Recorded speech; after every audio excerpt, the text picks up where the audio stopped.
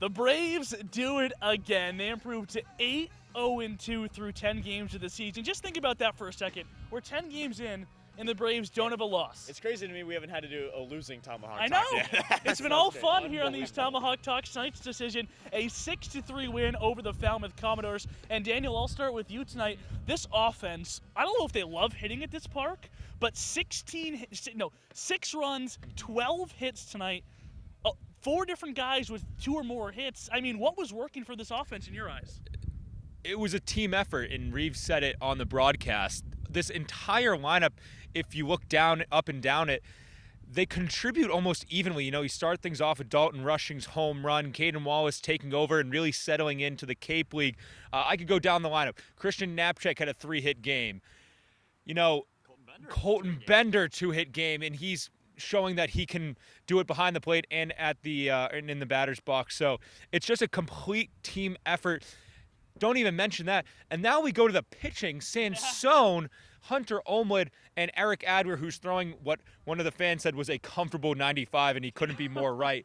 Just a very effortless throwing motion for him for the closer, and I think we are set up for a long year of success, not just at Guv Fuller Field, but against this West Division and through the rest of our games. 8-0-2. If you sit back and think about it, it has been a week and a half plus, and the Braves are 8-0-2. They can't be beat, and I don't see any stopping really coming anytime soon. Yeah, it's really just crazy to think about. But Daniel touched on the pitching and the hitting, which doesn't leave you much to talk about, Reeves. But there's one thing that I don't think any of us has mentioned on the broadcast or anything, but a clean game by the defense tonight. The 0 in the error column. It's a beautiful thing, Reeves. Let's talk about what you saw from the defense tonight and how they improved off of that 4-error performance. Yeah, obviously against Harwich, 4 errors, and then last night cleaned it up, obviously, against Brewster.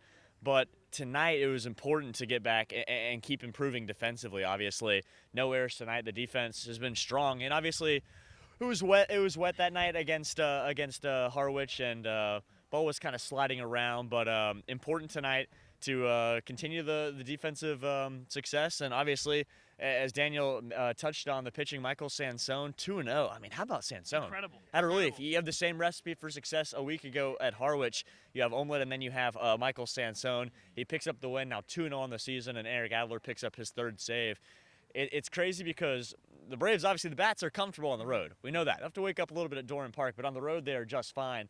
With the pitching staff, it's I talked about it with Nick when he was joining us in the 8th inning, but we talked about it's unbelievable, honestly, what the pitching staff has done. You can't really speak to the success that they have done because it's honestly kind of hard to believe, and it almost seems unsustainable. And we keep saying that every day, like, well, when are we giving up runs? Well, it hasn't happened yet, and we don't know when it will.